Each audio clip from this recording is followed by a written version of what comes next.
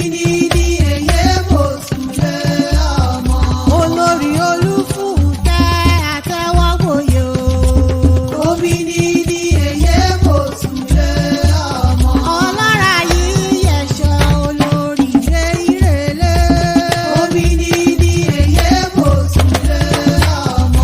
Ọba ṣì kan jẹun Sabaina ìjẹun àyíyẹ o. Obìnrin èyí mo sùlé ọmọ. Obìnrin èyí mo sùlé ọmọ rẹ̀. Obìnrin èyí mo sùlé ọmọ. Lábẹ́ bó ti wù ká pẹ́ láyé tó àpẹ́ lọ́rùn jù bá a lọ.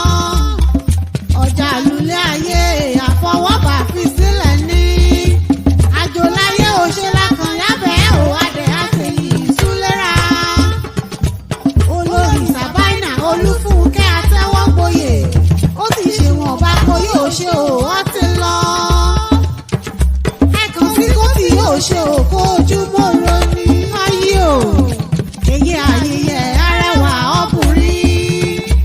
Èyí ìrẹ̀lẹ̀ ju ọ́sáyé o owó òdì kó ṣe. Ṣé lọ́rùn ẹ̀ bá kàn ní tẹlifóònù? Ṣé làbá pè ọ́ lórí aago kàbá wíkọ́ra o èyí ọmọ? Ọ̀rọ̀ òtúnú kan sọ lọ́kànrá lùgbìn kàárò ó sún wá kàárò ó sẹ́yìn níwí àpàdé lọ́tẹ̀ ẹ̀ Jésù níjọ́ àjíǹde. Ibi kùpìyà á ti bóde sí. Àti ìyàyọ̀ tí a ti hàn áńgẹ́lì o. Ó di ìgbéró ọ̀yà Atewogboye.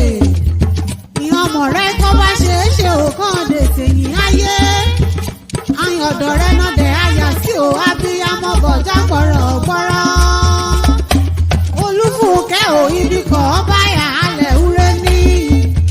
Ẹ̀gbọ́n Olúfẹ́mi Ògúntóyìnbó. Ẹ̀gbọ́n Ìyábọ̀ Kẹ́. Ẹ̀gbọ́n Bámidélé láṣetán. Ìhà àbúrò rẹ̀ wí kọ́ ẹ̀sùn olùfẹ́ ọ̀wọ́n o. Ọmọ olódògùn Abẹ́ẹ̀jọyè. Igede-Ekiti náà bí ọbẹ̀ bàbá rẹ̀. Ọmọ Ọ̀ṣun, ọmọ aláyò, ọmọ aláwùrín. Àwùrín ọ̀yàn ìlú.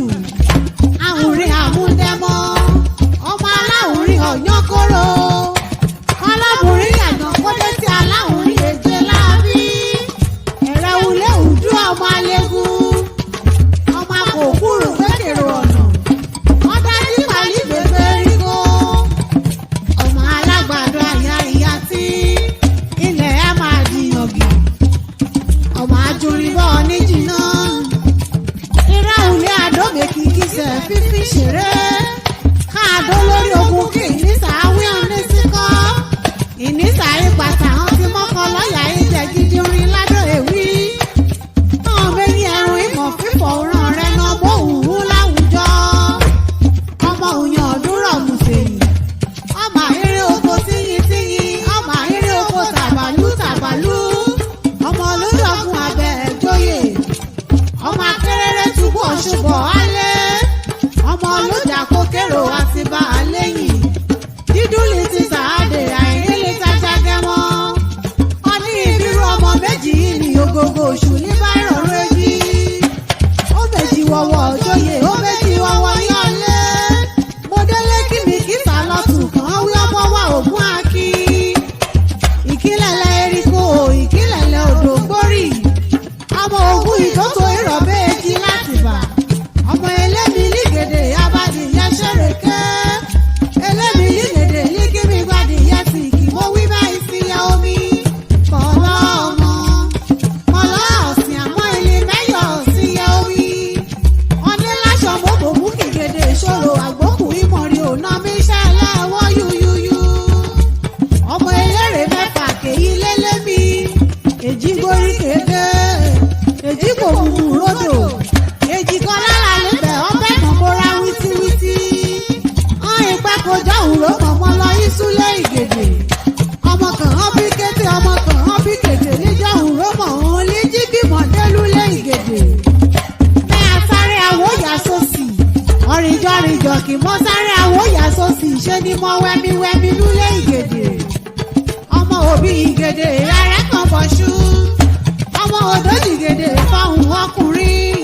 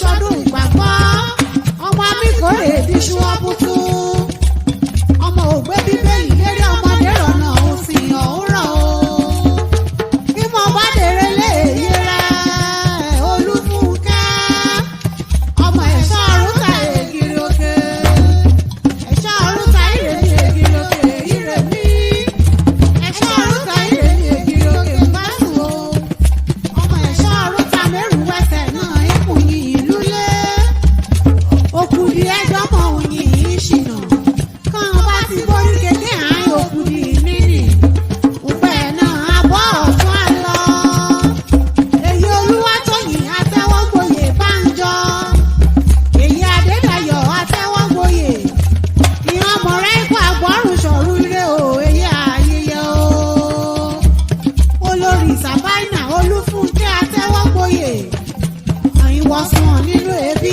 ìwọ dára nínú ìlú wo ṣeré